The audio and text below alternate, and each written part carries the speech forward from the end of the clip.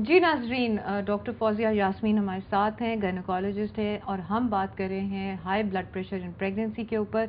अब इनसे बहुत इंपॉर्टेंट सवाल पूछना है कि आखिर ये जो प्रोग्राम है, जो अवेयरनेस का हमने जो अभी मुरतब किया है, उसमें बच्चे पे और माँ पे क्या असर पड़ता है हाई ब्लड प्रेशर का। हाई ब्लड प्रेशर की वजह से माँ और बच्चे पे दोनों मुज़र असरात पैदा होते हैं। माँ के जैसे मैंने आपको पहले बताया कि बहुत से वाइटल आर्गन्स यानी कि बहुत जो आपके हैं हिस्से जैसे दिमाग है, दिल, गुर्दे और इन सब पे असर होता है। इसके साथ साथ बच्चे पे भी उसका असर होता है। बच्चे में जब माँ में ब्लड प्रेशर ज़्यादा होगा तो बच्चे में खून की रुकावट हो जाती है। उसमें जो आवल जिसको प्लेसेंटा बोलते हैं उसकी मेच्योरिटी नहीं होती, जिसकी वजह से बच्चे में पानी भी कम बनना शुरू हो जाता है, जिसको हम कहते हैं ओलिगोहाइड्रेमियास। बच्चा वैसे भी कमज़ोर होता है, उसकी सही तरह से ग्रोथ नहीं होती।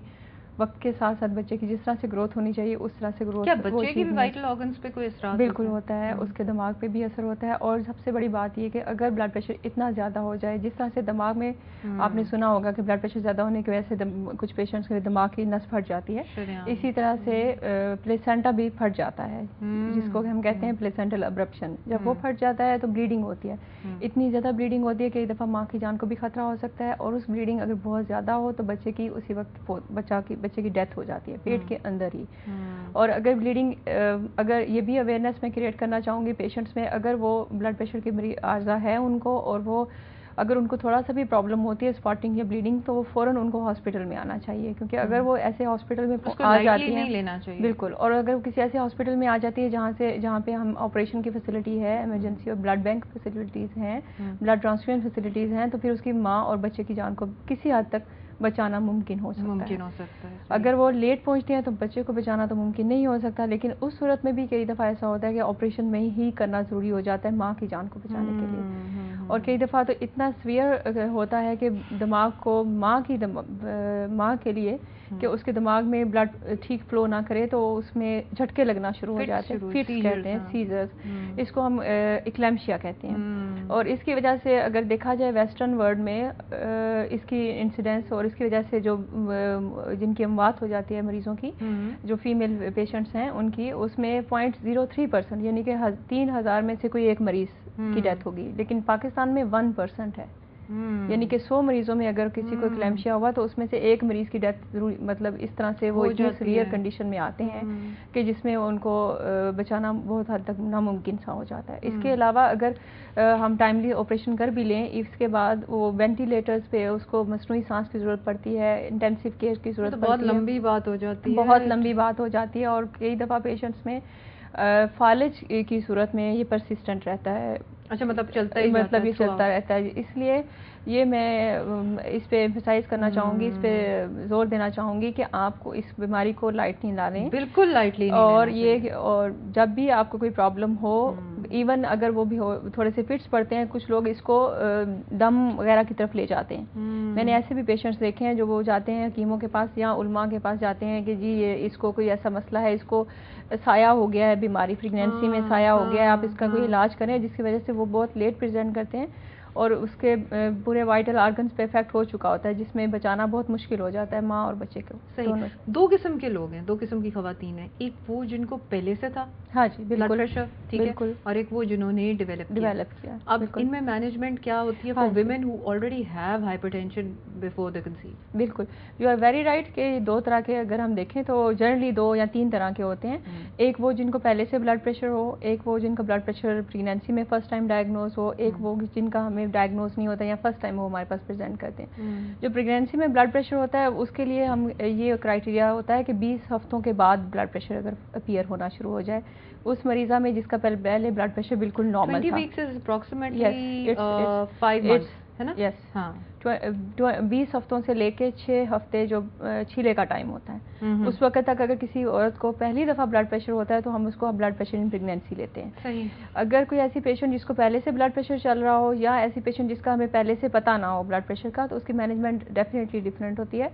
जो पहले से ब्लड प्रेशर के मरीज़ा होते हैं उनमें हम ब्लड प्रेशर की मेडिसिन कंटिन्यू रखते हैं, लेकिन ऐसी मेडिसिन जिसका इफेक्ट होता है बच्चे के ऊपर या जो माँ के लिए खतरनाक होती है तो वो हम ऑब्वियसली जैसे आपने पहले कहा रेजिमेंट हैज टू चेंज जब होता है। एक कॉलर है हमारे साथ, उनसे बात करते हैं। जी हेलो, अस्सलाम वालेकुम। अस्सलाम वालेकुम। जी, कौन बात कर रही हैं? जी, मैं मिसेस नसीर बात कर रही हूँ लाहौर से। जी मिसेस नसीर, आपका क्या क्वेश्चन है? जी, मैं ये अपना केस थोड़ा सा डिस्कस करना चाह रही थी डॉक्टर साहिबा से। जी, ओवर टू डॉक्टर साहिबा। 24 और मेरा सी सेक्शन हुआ है फर्स्ट बेबी के बाद। ओके। तो ये है कि मैं पहले क्या कहते एनेमिक भी थी, यानी मेरा अराउंड 8.5 8.7 इस तरह का HB चल रहा था उस टाइम, है ना। ठीक है। और मुझे ड्यूरिंग प्रेगनेंसी फिर मेरा ब्लड प्रेशर भी हाई रहने लग गया। अब बात यह है कि मेरी माशाल्लाह इस सी सेक्शन से सेहतमंद बेटी हुई है, लेकिन अब मेरी सिचुएशन बहुत ज़्यादा टेरिबल हो चुकी है क्योंकि मैं ब्लड प्रेशर की मरीज़ा हो चुकी हूँ। मैं कॉन्स्टेंटली एनेमिक भी हूँ और मेरा वेट गेन होता जा रहा है। इवन कि मैं खाने पे बहुत ज़्यादा कंट्रोल भी कर रही हूँ, लेकिन मुझे पता नहीं चल रहा, मेरे अजीब सा बॉडी का पोस्चर होता जा रहा है, बहुत ही अजीब सा, जैसे फूला फूला होता है इंसान। तो मैं डॉक्टर साहिबा से डिस्कस करना चाह रही थी कि ये मैं अब अगर अगली दफ़ा मैं कंसीव करने का सोचूं तो ये ब्लड प्रेशर और ये जो हेमोग्लोबिन का मसला है इसको कैसे करूं। मुझे आप बताएंगे आपका अभी कितना है ब्लड प्रेशर और कोई मेडिसिन ले रही हैं इसके साथ? मैं मेडिसिन नहीं ले रही, बस मैंने प्रेगनेंसी के दौरान ली थी ब्लड प्रेशर की मेडिसिन। Okay fine. आपका वेट कितना है अभी? अभी मेरा अबव 90 जा रहा है weight. And you are just 24 years? I am just 24 years और मेरा ब्लड प्रेशर का भी प्रॉब्लम बहुत ज्यादा, मैं ज्यादा नमक नहीं खा सकती। ओके। अच्छा जी, 3 प्रॉब्लम्स जो मेनली इन्होंने डिस्कस किए। शी इज एनीमिक, मतलब हीमोग्लोबिन की कमी है, ब्लड प्रेशर भी ज़्यादा है और ओबेसिटी भी है। सही। तो इन आपको मैं पहले जो मेन एम्फेसाइज है वो यही है कि जो पेशेंट जो ओबीज होते हैं, जो वक्त से पहले अगर हम देखा जाए एक्सट्रीम्स ऑफ एज, यानी कि बहुत कम उम्र और बहुत ज़्यादा उम्र, ये भी एक रिस्क में आता है जिसमें ब्लड प्रेशर ज़्यादा होने के चांसेस होते हैं, स्पेशली प्रेगनेंसी में। और सेकंड ये कि अगर आपका प्री प्रेगनेंसी मतलब हमल से पहले आपका वजन कितना था, ये भी बहुत मैटर करता है। जो पेशेंट पहले से ओबीस होते हैं उसमें रिस्क ज़्यादा हो जाता है, जैसे इनके केस में है। और सेकेंडली ये कि जिन पेशेंट्स में पहले से प्रेगनेंसी में अगर प्रॉब्लम आता है तो second time they are at increase risk, यानी कि उनमें रिस्क के चांसेस ज़्यादा होते हैं और कुछ टाइम ऐसा होता है कि डबल या ट्रिपल हो सकते हैं। और उसमें ये भी है कि उसमें सिवेरिटी भी ज़्यादा होगी, यानी पेचीदगियाँ ज़्यादा हो जाती हैं, जिसमें बच्चे के ऊपर भी ज़्यादा इफेक्ट हो सकता है, इनके ऊपर भी ज़्यादा इफेक्ट हो। अब इसमें प्रिवेंशन क्या है कि इनको चाहिए कि इनका हीमोग्लोबिन लेवल नॉर्मल हो, जो डाइट से टेबलेट मेडिसिन जो भी इनको है डिपेंडिंग अपॉन द लेवल, या जो भी yes before pregnancy, before she conceive at any time. Yes, anaemia होना ही इतनी गलत बात है। बिल्कुल, यू आर वेरी राइट। लेकिन प्रेगनेंसी से पहले अगर हमें पता चल जाए कि खून की कमी है और उसकी ठीक होना जरूरी होता है, क्योंकि जब प्रेगनेंसी में आप उसकी ट्रीटमेंट देते हैं तो वी हैव टू कंसीडर बच्चे पे भी उसका इफेक्ट देखना होता है और माँ के भी, उसके हिसाब से हमने बेहतर है कि प्री प्रेगनेंसी उसकी करेक्शन कर ली जाए। और सेकंड ओबेसिटी, जो इनका वेट है इट्स वेरी अलार्मिंग, ये तो 94 kg इट्स ग्रॉस ओबेसिटी। इसमें तो इनको कह रही है ना कि फूलता जा रहा है। इसमें लाइफस्टाइल मॉडिफिकेशन, यानी कि आप अपने देखेंगे आपका लाइफस्टाइल कैसा है, आपकी एनवायरनमेंट कैसी, आपके घर में किस तरह की सिचुएशन है, प्लस एक्सरसाइज प्लस डाइट, ये 3 चीजें ऐसी हैं जो बहुत इम्पोर्टेंट है। अपनी फैट और अपना नमक छोड़ें। नमक, बिल्कुल, यू आर वेरी राइट। और वो तो नमक और ये जो चीजें हैं ये तो हमें ब्लड प्रेशर के कंट्रोल के लिए। कई ऐसी चीजें हैं नाजरीन जो आपने ध्यान रखना है, कई ऐसी चीजें जिनके अंदर नमक होता है which you can't make out, जैसे अमूमन ब्रेड के अंदर भी नमक डालते हैं, ये जो तंदूरी रोटियां इनके अंदर भी नमक डालते हैं। एडिड साल्ट तो आप नहीं लेने, यानी कि खाने के बाद कुछ पेशेंट्स रखते हैं जिसमें नॉर्मल रूटीन का खाना होता है उसके ऊपर भी नमक डाल के खाते हैं। ये एडिड साल्ट तो बहुत ही गलत है ब्लड प्रेशर के लिए, बिल्कुल नहीं लेना। और ये 3-4 चीजें हैं जिसमें अगर ये कंसीव करने से पहले अगर ये प्रॉब्लम सेटल कर लेती हैं तो चांसेस हैं कि सक्सेसफुल प्रेगनेंसी हो सकती है। सही।